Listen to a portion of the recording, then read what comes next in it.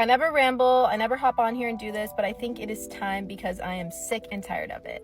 Men are in their soft eras. This generation, they just want to be soft, they don't want to commit, they want to have their options, and they want to play the game.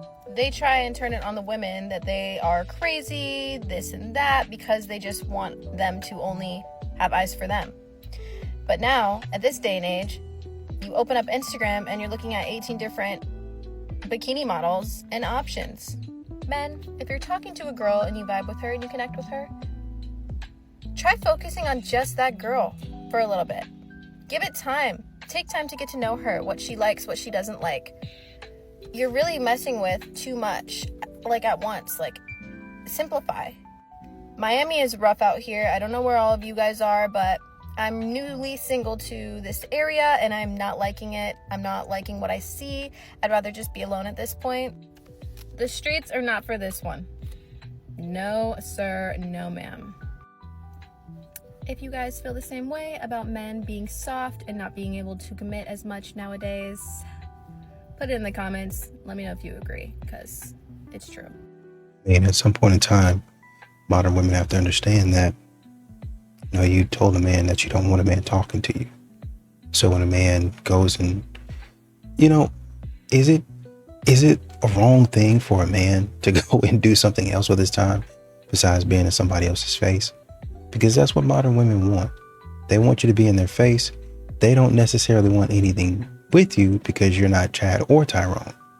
They just want some attention and validation. I got rejected by a man this week in a way that was kind of actually brutal. I just want to say I think you're really cute, and I was wondering if I could get your Snapchat. Fuck no. Excuse me? Nah, I'm good. Trust me. I don't know, you just kind of busted looking.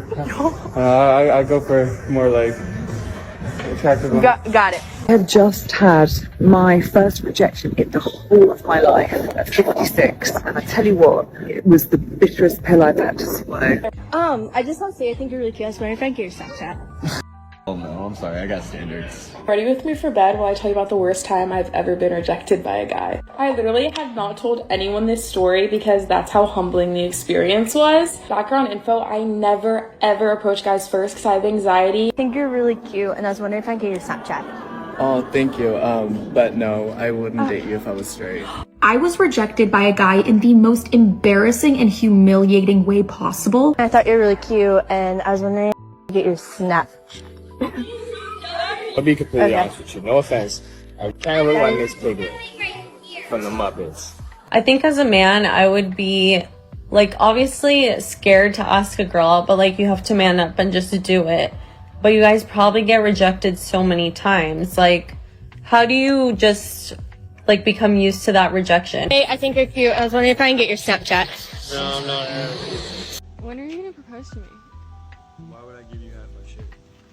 But like that's like what a marriage is about, like having like me having some of your stuff. Yeah, no, but like right now when we get in an argument, we figure it out because you need me, right?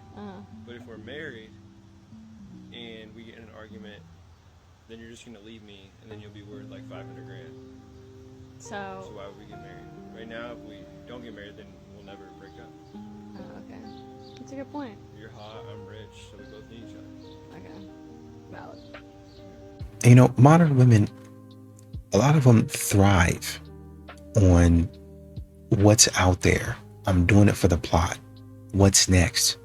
But, you know, unless there's a little bit more uncertainty, especially in dating, men don't really thrive off of that same thing. And so, you know, when you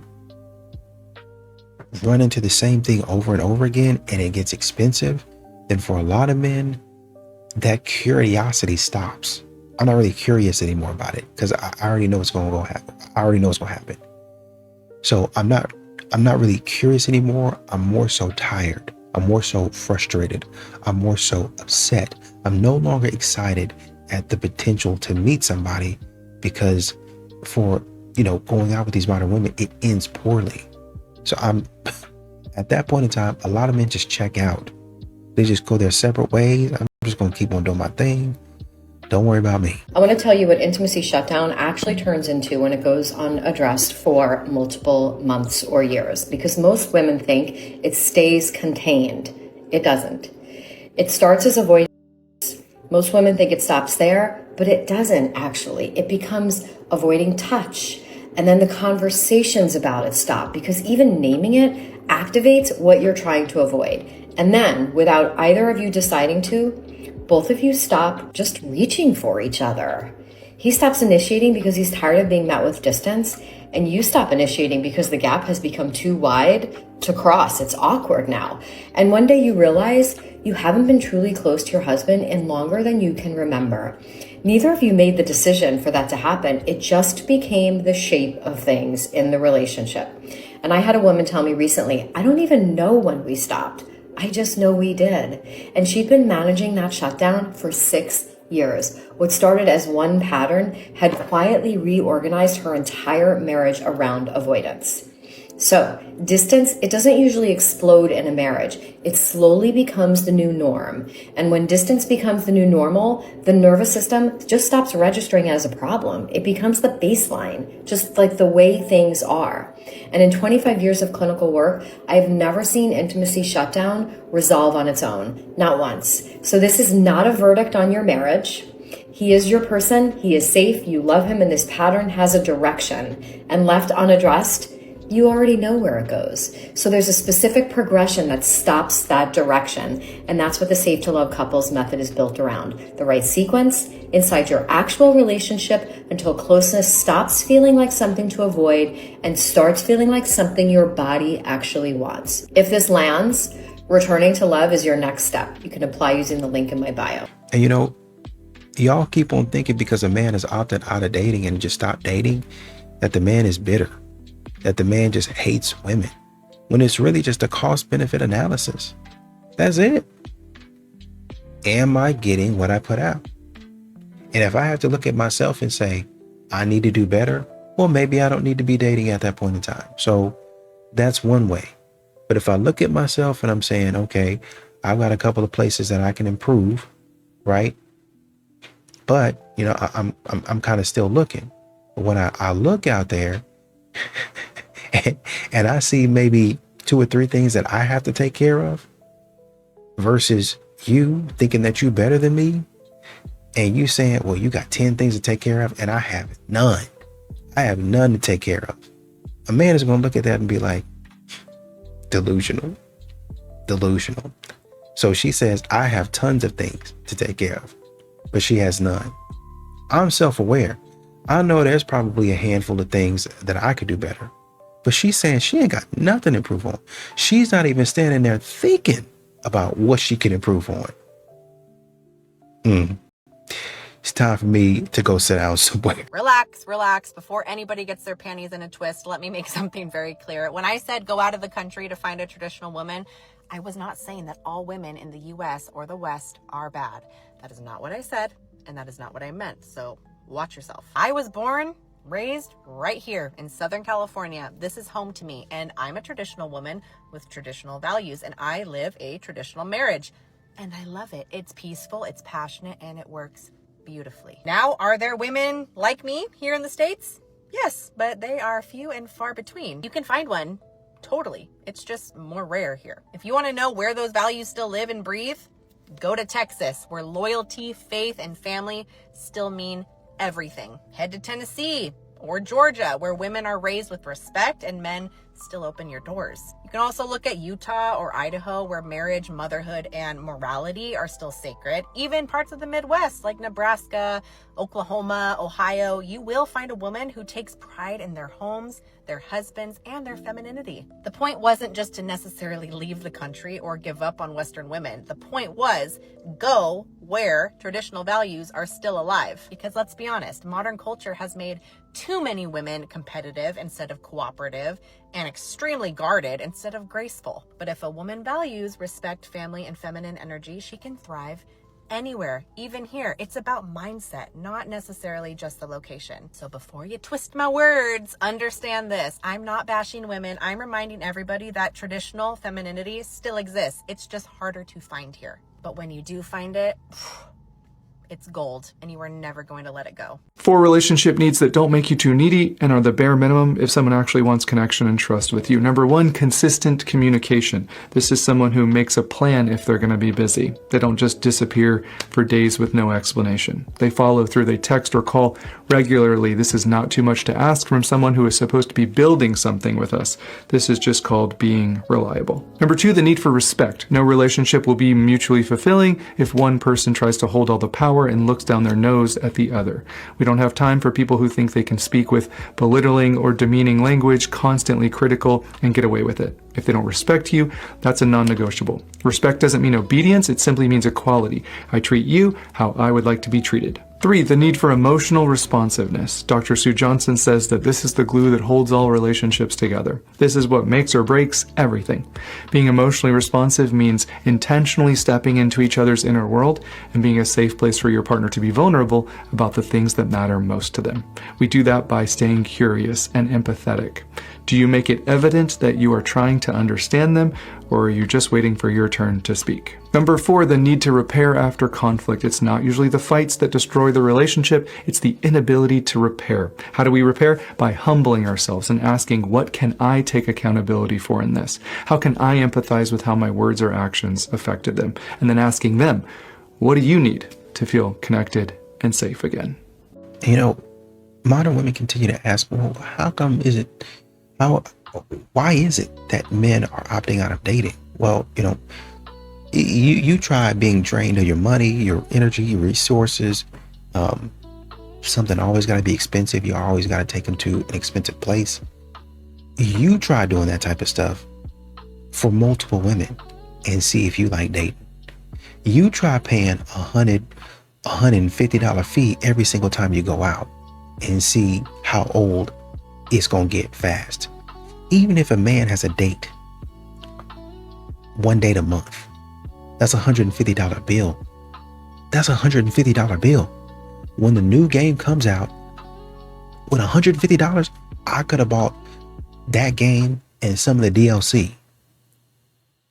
I could have gone out with the boys, taken myself out. I could have put that money back towards a trip. I could have put that money in my investment account. There's so many things I could have done with that money besides spending on somebody that I know don't like me. That's how a lot of men are thinking now.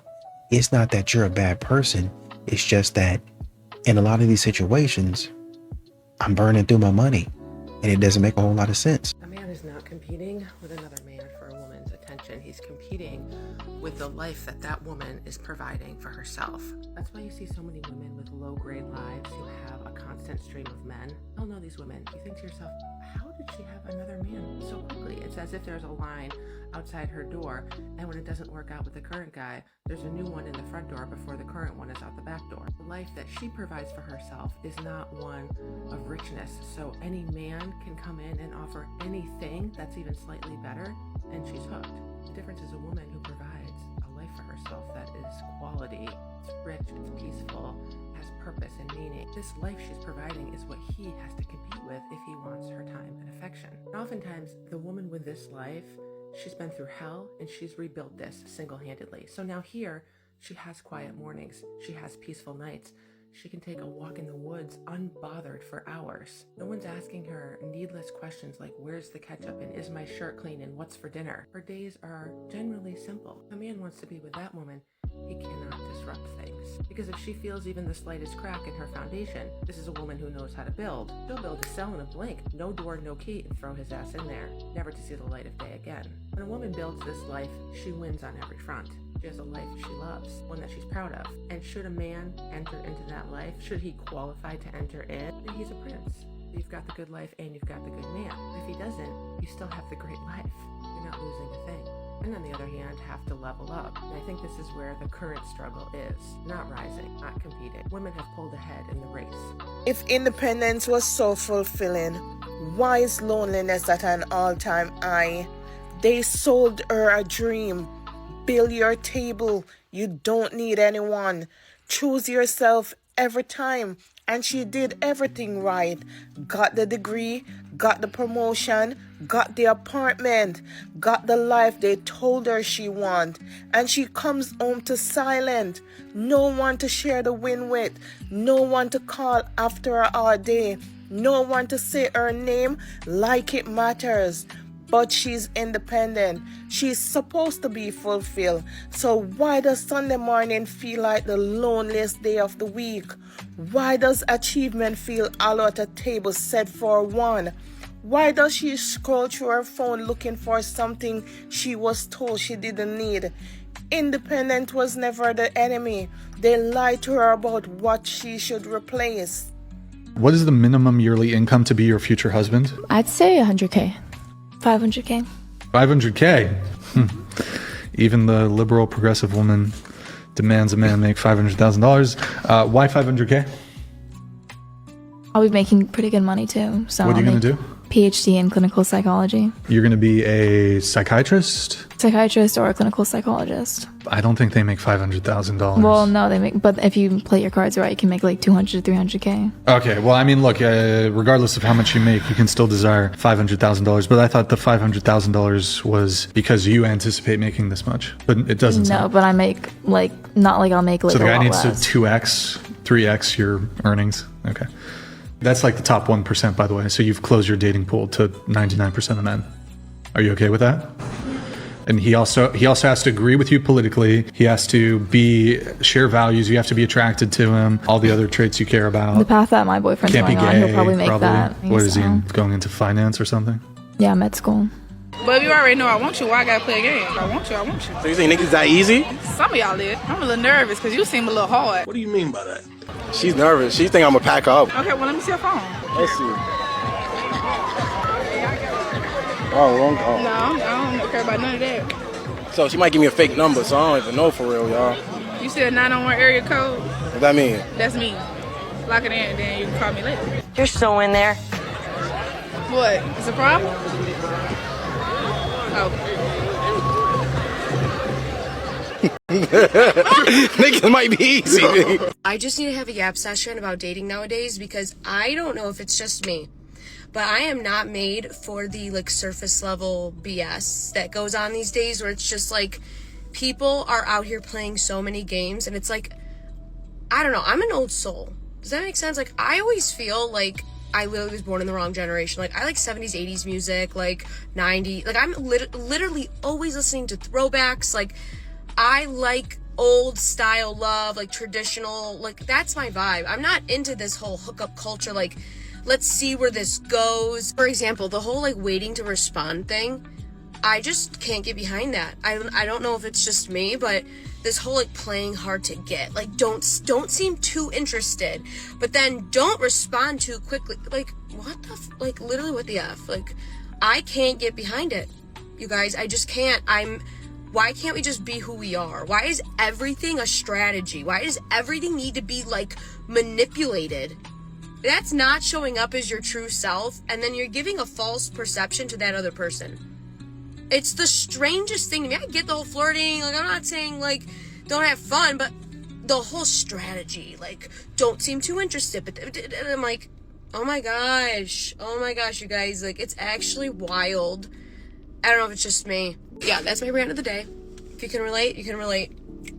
I don't know, but I never complain. I had a yap. This is what women need to understand. If you want to get married, don't have the expectation that a man is going to sit down and go, now, sweetie, I would like to share with you my feelings about what just transpired, and it's okay if you want to share. I'm going to share. Like, that's not how men communicate. Men are more straightforward, and then when we cry or equivocate or give them all kinds of trouble or dance around it or turn it into a 5-day-long argument, they usually have enough, and then they explode. When women say emotional abuse to me, the first thing that comes to my head is they're thinking that the man needs to act like a mommy, he needs to act like a girl, he needs to communicate like a female would. I feel like in our relationship I was probably more in his mommy role versus his wife role, because it's like, hey, the lawn needs to get mowed. Yeah, I'll do it tomorrow. I don't think it's too much to ask for. It isn't, but is it worth breaking a family up over because the grass is a little long? I had this big aha moment with my husband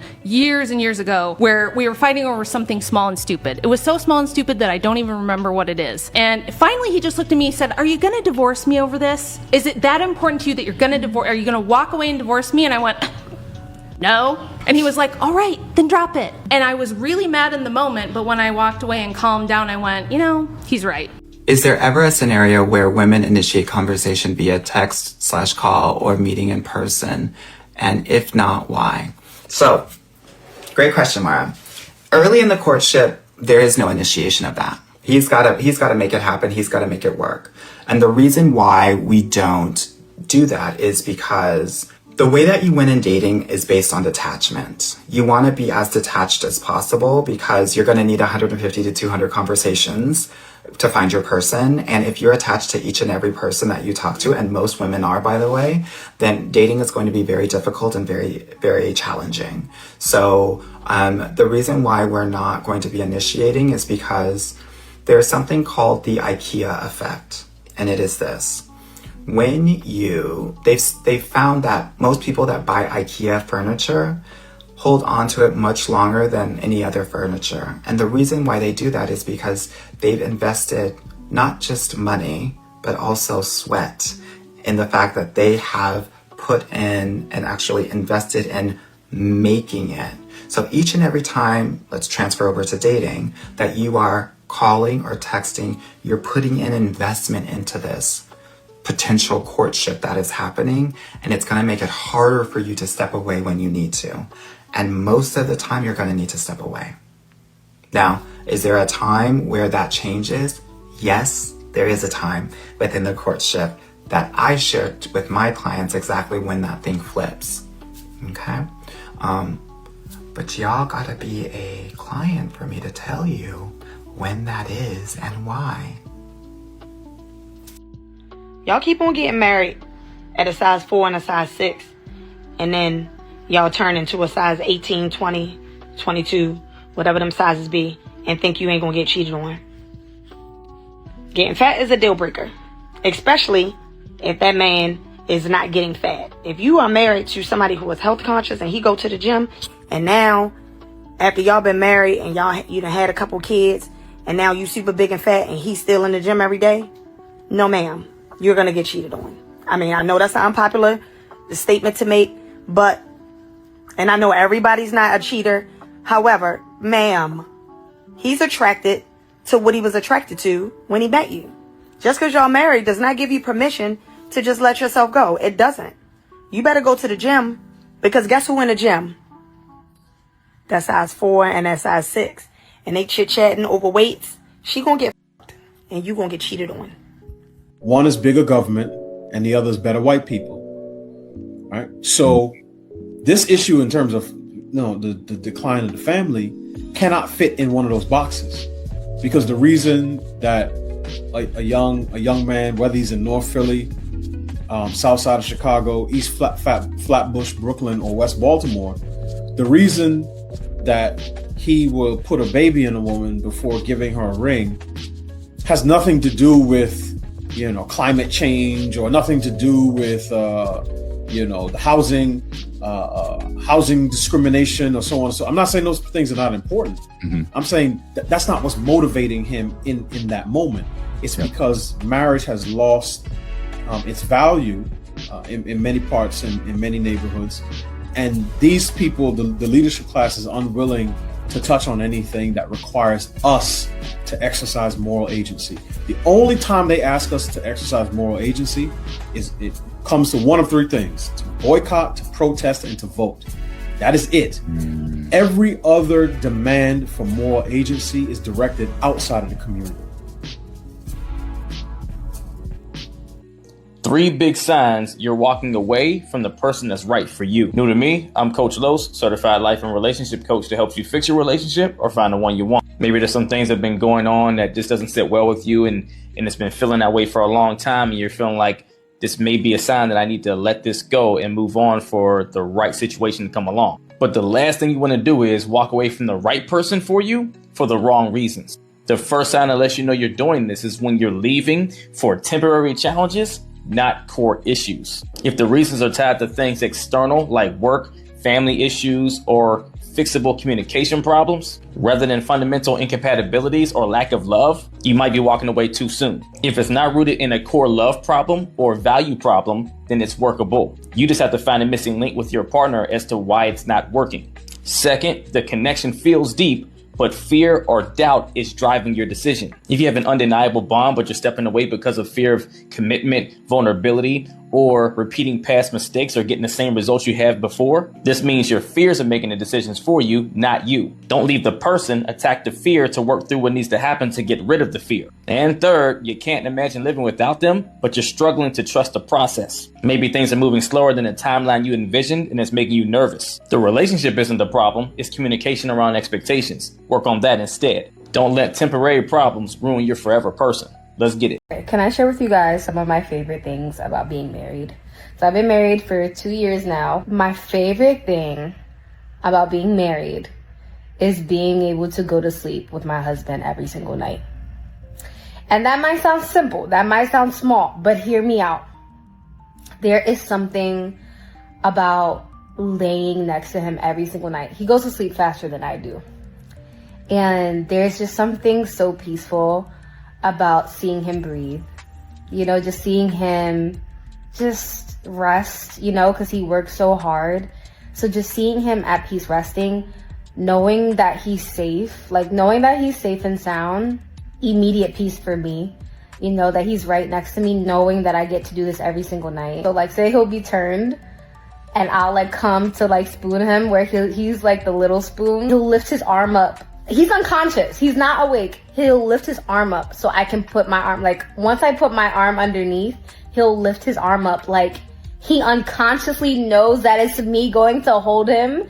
And that is just so cute to me. It is you love me in your sleep. Oh my God. Okay, last favorite part. Just anytime, we cuddle, we snuggle, all of that stuff, he'll make the little whimper. He'll he'll just make a little sound, and it's just so cute because he's not awake, he's not doing it on purpose. So it's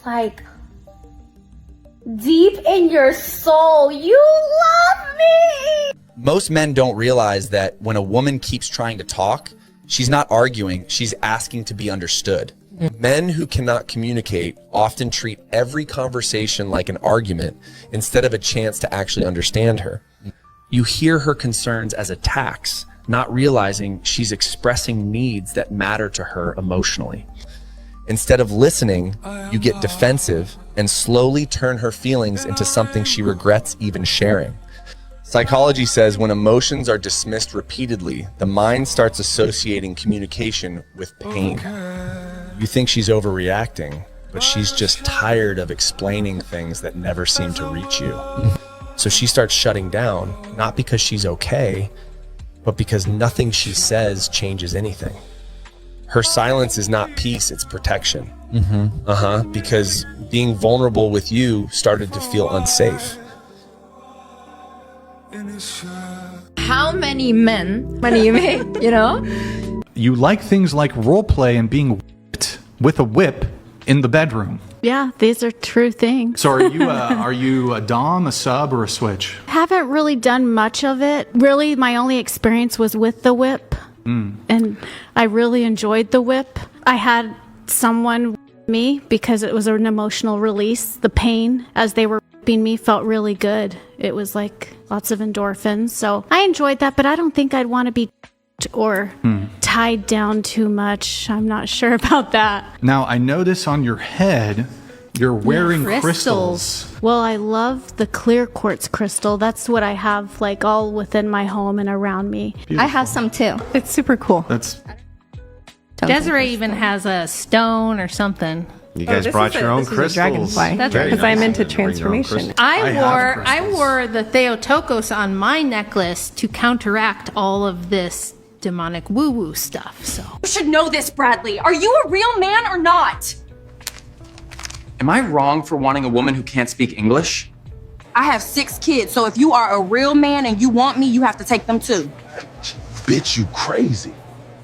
I don't cook or clean, and I expect princess treatment from day one. Time out, time out. Flag on the play, I'm going to Colombia. U.S. Huzz are washed. Hey, fire crotch, can I check your temperature with my meat thermometer?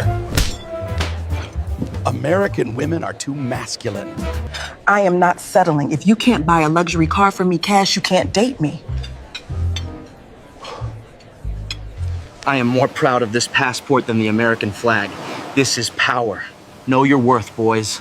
I'm done with these entitled pork and beans American women. The scam has been exposed. I found love here. It's definitely not for money like most American women. This is real love. Get your passport, my Nick Huz. And men, you have to understand that men work off of respect, right? So if I'm seeing, hey, why is he not, really chasing me and begging for me? And I want him to really, really want me and love me and all that stuff. I get it. But, if a man is getting out there chasing, you think about being in the middle of nowhere, just chasing. And at some point in time, you're going to be like, what am I doing running? What are we running for? What am I running for? Is there danger? Like, what's the situation?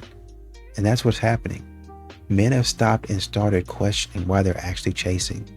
What am I running for? Who am I running after? Who am I running away from? And when you see men stop and start to do that analysis, now it gets clarity on, oh, well, what the heck? Why am I going in this direction? Ain't nothing over here for me. And that's when you stay over there and you sit over there like, oh man, he just quit chasing me because he stopped running and he started thinking. And once he started thinking, he got some mental clarity and was like, oh, she wasted my time. Let me go run in the other direction, towards my goals, towards my vision, toward my aspiration. Let me go back that way. Let me find somebody back that way that actually likes me. That's why you're missing out on these good guys.